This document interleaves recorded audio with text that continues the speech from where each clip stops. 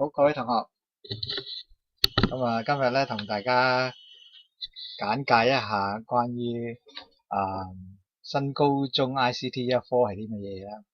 咁你哋都知唔知乜嘢叫做 ICT 咧？咁你哋覺得 ICT 係咩咧？哦，係咪呢個咧？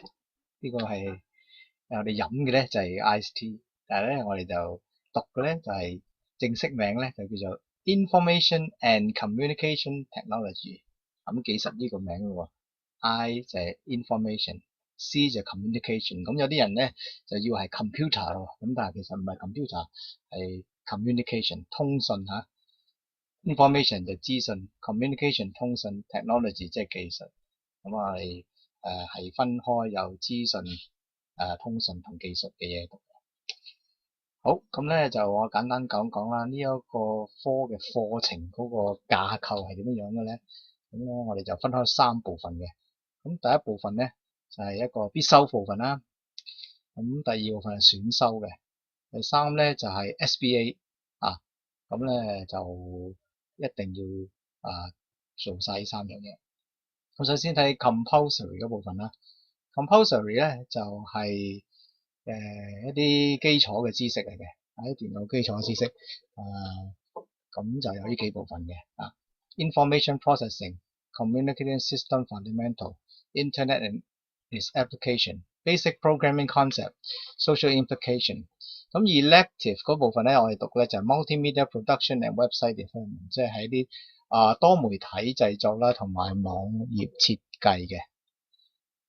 咁嗰個評核嗰個架構又係點嘅咧？咁第一樣咧就必修嗰部分咧佔咗55%嘅。咁嗰份卷咧就要2個鐘咧，有 multiple choice 同埋一啲嘅 short question 嘅。咁第二部分咧就係 elective 嘅部分啦，就係多媒體同埋網頁製作啦，佔25%嘅。咁個考試咧就1個鐘頭零30分鐘嘅，咁只係有 short question， 咁就得4題 short question 咧，就係考成90分鐘嘅，咁足夠時間做嘅。咁最後一個咧就係 SBA 啦，SBA 咧就佔20%嘅，咁咧就大概喺 Form S5 嗰年咧嘅暑假咧就會做一份嘅功課咧。咁呢份嘅 SBA 咧主要係做一個多媒體嘅網頁，係啦，你就要將學過上堂嘅知識咧應用喺呢個網頁裏邊去展示翻出嚟嘅。咁係一個 project 嚟嘅，係每個人都要自己做嘅嚇。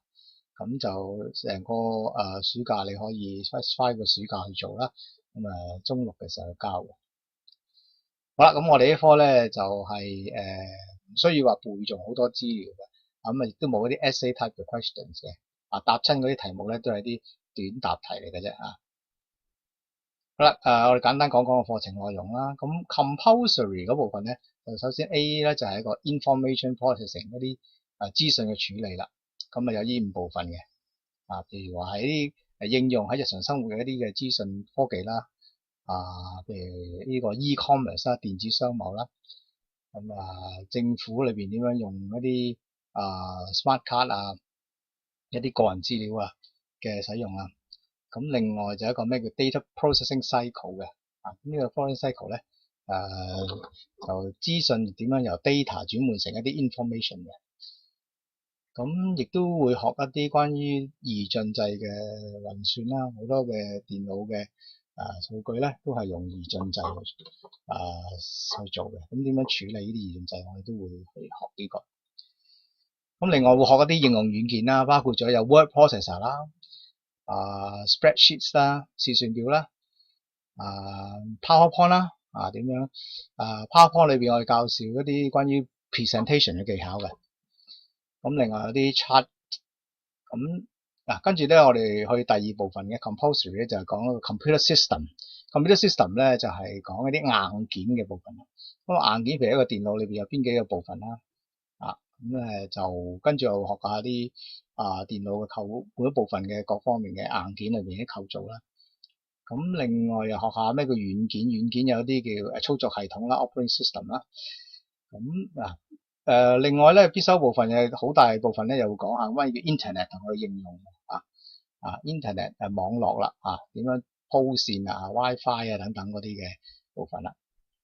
咁咧另外咧就會學下寫一啲關於網頁嘅一啲基本嘅寫法嚇，即係啲 HTML 嘅寫法。咁咧就大家而家讀 Form 3都用緊呢啲 HTML 嘅寫網頁嘅方法啦。咁到時會教得更加多元化啲嘅。咁亦都有一部分咧講到寫程式嘅 basic programming 啦。咁程式喺電腦嚟講好緊要㗎嚇。咁程式嘅步驟應該係點樣去 solve 一個 problem 啊？點樣透過一啲 flow chart 嘅設計啦？咁去做。咁另外咧有一部分咧講下啲社會議題啦。譬如話咩社會議題咧？就係啲譬如知識產權啦、侵權嗰部分啦。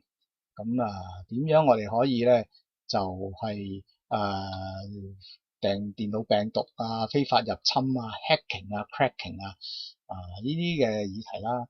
點樣電腦有啲嘅疾病，我哋長期用電腦點樣產生疾病電腦嘅廢物嘅處理等等。跟住講到選修部分啦。選修部分咧就係講multimedia 多媒體製作同埋一個嘅網站嘅設計啦。咁多媒體包括咗一啲圖像video audio 等等嘅。咁咧裏邊咧就有啲應用軟件點樣製作呢啲嘅多媒體嘅數據啦。咁亦都有 web offering 嘅 tools 嘅工具點樣去設計個網頁咧，咁一啲嘅網頁嘅編寫嘅咁呢啲 code 咧，咁將來都學嘅咁咧就最後咧講講嗰個 school-based assessment 即係個 SBA 啦。咁 SBA 裏邊咧就係要將你哋喺 elective 同埋 compulsory 學過嘅嘢咧嘅知識咧應用翻去做一個 project 嘅。咁個 project 咧係要同日常生活有關嘅。咁過往咧 SBA 咧都做過一啲，譬如話係網上整個網頁去投票啦，整個網頁去一個點樣去推動 e-learning 啦，去教英文啦，整啲遊戲程式吸引小朋友去學英文等等。咁呢啲都係一啲唔同嘅應用可以你發揮你自己嗰個創意嘅去將學過嘅知識咧用一個網頁形式去表達翻出嚟。咁需要嘅評核嘅知識就係呢幾部分啦。你點樣設計點樣執行點樣去修改你嘅網頁最後寫一個 report 嘅啫。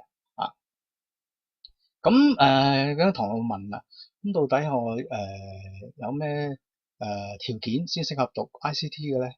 咁第一個條件咧，我就話你一定要好有興趣對電腦嘅科技嘅發展你有興趣，你成日留意呢啲新聞嘅你好中意咧電腦咧，你就會好想知多啲嘅最新嘅科技嘅發展嘅咁你睇好多雜誌或者買好多電腦嘅產品嘅咁第二咧，你一定有一個邏輯嘅思考啦你一定要咧去中意咧諗嘢係有 systematic 嘅即係有系統嘅去做一步一步咁去諗嘢嘅。咁最後咧中意去解決難題嘅中意咧有啲難題俾你中意解決到嘅咁寫程式解決網頁等等咧，好多時我哋寫網頁咧，好似要對住一紮嘅曲咧，你點樣咧唔怕辛苦咧去改嗰啲曲咧，開出到你所要嘅嘢嘅。咁我諗我5點時間可能都講唔到晒成個課程嘅好多嘅內容嘅，但係唔緊要呢個 PowerPoint 咧我都會係send 俾大家嘅你睇唔晒咧，你可以慢慢再去慢慢睇翻。咁有問題咧都可以再揾我再傾嘅咁咧我隨時歡迎大家嘅。